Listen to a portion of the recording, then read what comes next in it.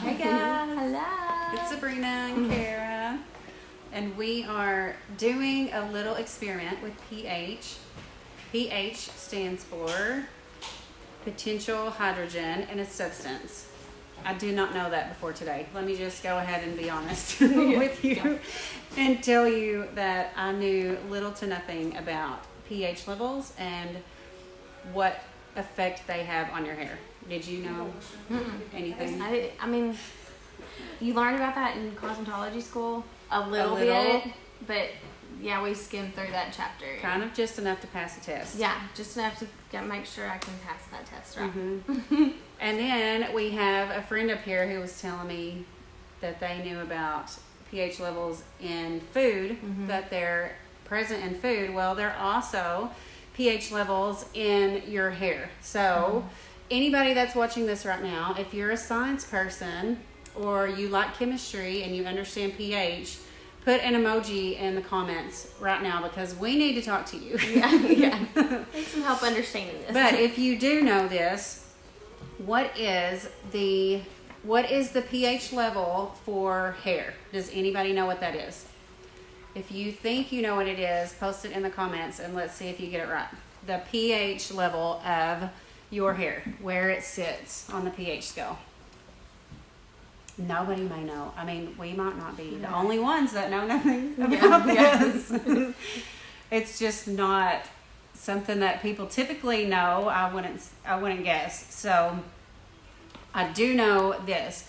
The pH scale and what products you use and what you do to your hair highly affect the health of your hair, whether your hair is healthy or whether your hair is blown up and super damaged. So we are kind of just going to go through a little demonstration with you, and then I'm going to try. I wish I had a dry erase board. I could use that whole board. That would be awesome. Yes, but I'm going to draw this scale for you and just share a couple of things that we've learned, and hopefully it will help you too. Okay, so we just said that pH stands for the potential hydrogen in a substance. What is the scale for the pH level? Does anybody know what that is? What is the number scale for pH?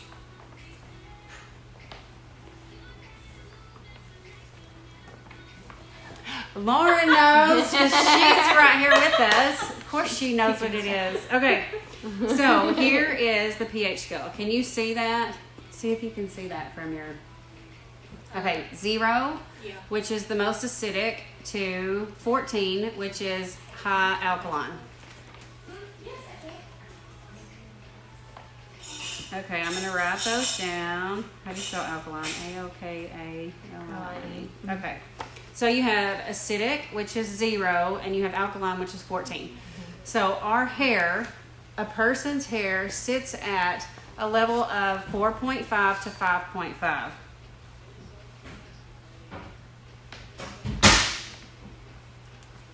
Okay.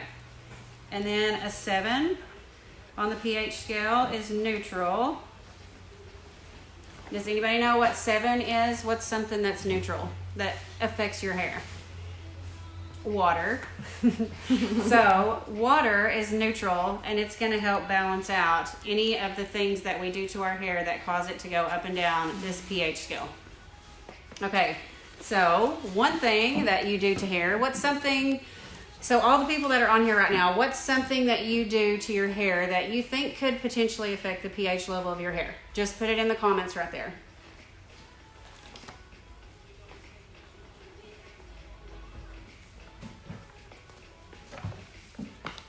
Heat. That's a good one. Will heat affect the pH of your... Google it, Lauren. We might have to ask Google. Alexa. Where are you, Alexa? We need you. Okay, one thing that you can do to affect the pH level of your hair is highlight your hair and color your hair. So we have a solution mixed up of hair lightener, and we're going to use that to test it on our pH strips and let you know how much it changes your hair when it's sitting at a 4.5 to 5.5. So we're going to test this lightener and tell you what. I'm going to come do it up close Yeah, so she's y'all going can to come see do it better. up close so you can see it. Okay, here's the strip by itself. There's nothing on it. So this is a hair product that's in the salon. You can only buy it from a beauty salon store that sells to professionals. This is a powder lightener mixed with a peroxide developer. So can you see the colors changing on the strip? Okay, so here's the scale that we go by on our strips. Okay, so there's the side that's 0 to 7. It's none of those. Okay. So it's in the 8 to 14 range. Which one does it look like? A 10? 10. A 10? Probably a 10. It's probably closest to a 10. Okay. But yeah. So I'm going to put lightener. Okay, so can you see this? Your hair sits right here. It's slightly acidic, sitting on the pH scale. When you put lightener on your hair, which some people call bleach, what else? Frost. What else? Yeah. What all things do they call that stuff? Yeah. Highlights, all of that stuff. That is lightener. So when you put that on your hair, it has a pH level of 10, meaning it is an alkaline. Okay, so what difference does that make? What is an alkaline versus an acidic on the pH scale?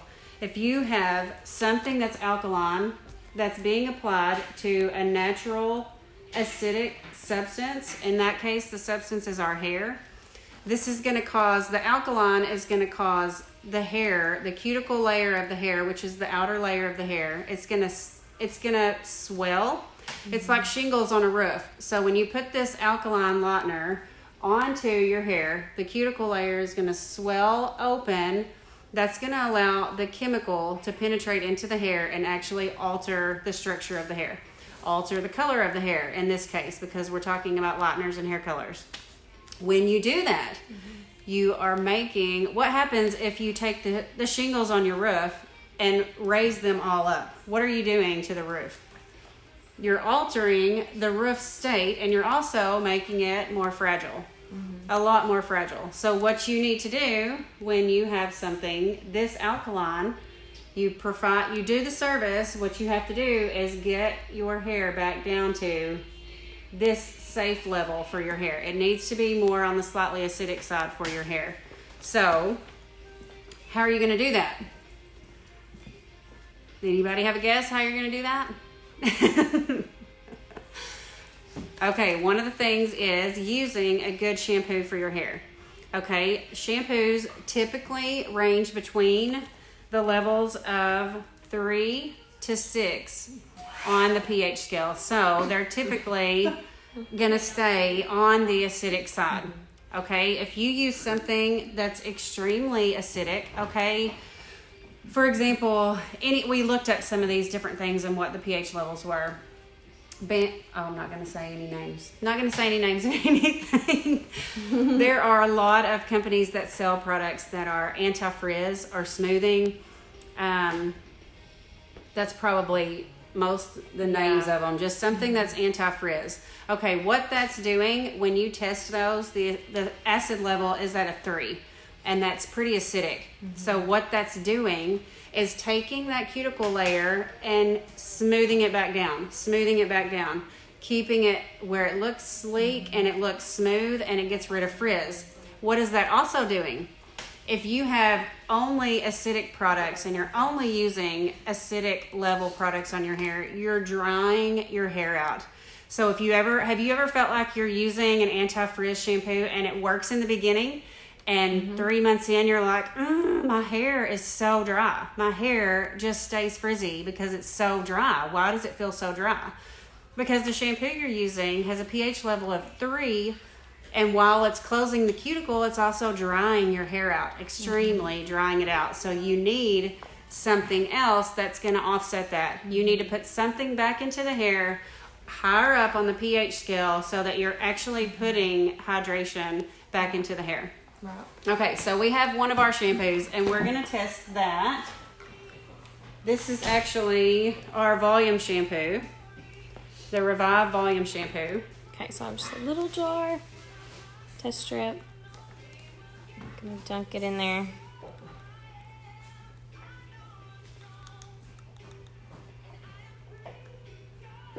Okay, I'm try to wipe some of it off. Okay. I think this is the right side. Okay, so you'll see it's closer to like a 6. Probably a 6. Trying to get to where it focuses it It looks better. like a 6. Yeah, it's about a 6. Even the bottom could be a 5. Yeah, the bottom does. Yes. The bottom too, really. Mm-hmm. But that second one looks like a 6. So it's 5 to 6. Are you learning anything, Annie Kate? Not. Well, I learned Kind of. It's just kind of hard to understand. Yeah, it's kind of hard to understand. Okay, so every time you do a color service to your hair, depending on where you go to get it done, what ingredients are in that product, the chemical product, you're affecting the pH level of your hair. So when you think about your hair going back and forth on this scale, every time you pass neutral, some sort of chemical change has to occur. So we talked about earlier, if you put bleach over here, which is extremely alkaline, we tested a bleach and it's extremely alkaline, and you mix that with baking soda, what happens? It's like the volcanoes you make for science experiments in elementary school. Yeah. It all boils up and boils over. That's the type of chemical change that's happening in your hair when you cross this line between acidic and alkaline. So you have to get it back down. Using shampoos that help to pH balance your hair, keep it over in this range, the slightly acidic range where it needs to be. The more times you color your hair, the more times you cross over this neutral line in the pH scale over here to this alkaline, the more damage you're going to cause to your hair because of that chemical change that's taking place when you do that. If you're not using products at home that are helping to repair that and keep it over here on the acidic side, that's when you have issues with severe breakage. It looks, you can walk around, I don't know. If you were a hairstylist, you would be trapped in this brain of mine, and I'm sure Kara's too. When you walk around town and you see people and you're like, you have totally colored your hair way too many times. Too many times. And you need to stop. So if you overly color your hair and it's super brittle and it's breaking off, you need some serious repair. Have you ever seen somebody who has highlighted their hair so many times that their whole head looks yellow? Like all of these pieces in my hair that are blonde, they look yellow. It's because that hair has crossed over this line way too many times, and that hair is so porous. Like a porosity is your hair's ability to absorb something. It's like a sponge. So that hair becomes so porous that it's sucking up anything it can hold on to for dear life. Minerals in water, like Minerals everything. in the water, the Everything. dirt in the air, the dust, everything that's around your hair, it's sucking it up like, please, please help me. Something good. And you're giving it nothing. So if that's you and that's your hair, stop doing that to your hair. Please, for the love of hair, please stop doing that. Yes. And stop asking yourself, why does my hair look like this? Nobody else's looks like this. You need a salon. You need someone that is good with hair, that understands hair, and can help educate you on what you're doing to your hair, what's happening with your hair, and why it continues to do that. Exactly. Okay, a lot of conditioners. This is our Put some in this little big restructuring conditioner that she's going to test the pH level of. Restructuring, this is the repair conditioner that's going to help repair that kind of Just put in hair. this little jar. I wonder how well it'll show up just because it's so It's a cream, creamy so and white. we have So actually I'm gonna figured try to out these strips are hard They to. kind of are. You kind of have to really get it all on there. It's hard to test. Here come Kara's And kids. here comes my kids, This is gonna y'all. be fun. This is gonna be super fun. Awesome. Thanks, Brittany. Okay. Okay, this is the conditioner, repair conditioner. Okay, hand me the little. Okay. And here's our scale. Oh, Weslin's here too. Aw. Okay. It's kind of close to a 6, I think. Yeah. It Yeah. looks more like a 6, I think, than the 5 did. So the shampoos were kind of in here. Conditioners kind of up a little bit more. That's so cool. It is. It's Okay. cool. So yeah. Hi, Cece. Hey. So everything that you put on your hair and everything you do to your hair affects the health of your hair. It's not just what you do at home, but it's what you're doing in the salon or what you're buying outside of the salon and putting on your hair. So if you're concerned about the health of your hair, the pH level probably has a lot to do with that. So you need to find either some good products. We know exactly what works. We have been using really good products on our hair with a lot of them are pH balancing. So, Well, in the process of taking your color to one shade to the other, how to do that in a gentle way. I mean, it's Yes. certainly about what you use at home on your hair, but it's also about the process of the coloring too. That's just as important. So, yes. so yes, I love that our shampoos are safe and they're going to keep your hair in that healthy, neutral state. Well, not lower. Yes. Keep but it in the that range it healthy needs to be in. Yes, healthy range on your pH scale. So. Yes. And that it's so important. And I've never thought much about it, about what was happening with the hair, Right. but just the process of thinking about the chemical change that your hair goes through when you color it and when you highlight it. And then you have to get it back down, back into the slightly acidic range to keep your hair healthy and keep the cuticle closed. Have you ever wondered why your hair color washes out, washes out? So you might be using something that's keeping it at the wrong pH level. The cuticle layer isn't closing and all of the color molecules are washing out with your hair when you color it. So all of this stuff matters. If you're going to invest in your hair with a color, you need to invest in understanding what's going to prolong that color and keep it in there as long as possible. We just want to share this information because we're learning. It's exciting to learn this stuff. It makes me happy to understand something about hair more than I knew before. That's what my goal is. Definitely. And I want to know, like, I need to do research because I really do want to know if heat affects The pH level. I'm curious now. Yes. So now our question to you yeah. is, does heat affect the pH Does level? anybody know that? I want to know. I would venture to guess. Here's what my assumption is going to be. I always do this. Tim hates when I do this. I act like I know something, but I am just guessing. Yeah. If you had an extreme alkaline, like bleach, you put the lightener on your hair and you apply heat to it, the alkalinity is going to shoot up. So whatever level that's at, you add heat to it, you're going to go even It makes me higher. think of, okay, some stylists may know this, but there was a tool that came out with the lightener program. Yes, Remember that? yes. So a lightener system that you would foil hair normally, like with the lightener, and then you would place Kind look of like a a straightener, flat iron. a flat iron, clamping it down on those foils. So it makes me wonder. Yes. And hear it sizzle. Yeah. Just boil in some bleach. Yeah, that's Yeah. great. That's So, great for your hair. That's a good question. If you are a science teacher or you know about pH levels and pH scales, help us answer that question. If you apply heat to your hair, does that affect the pH level of your hair? So if you know that, put it in the comments. Yeah. And if you want to help us find it out, we would appreciate it. Yes. Yes. Everybody have a good day. Yeah, We'll talk to you thank later. y'all. See ya.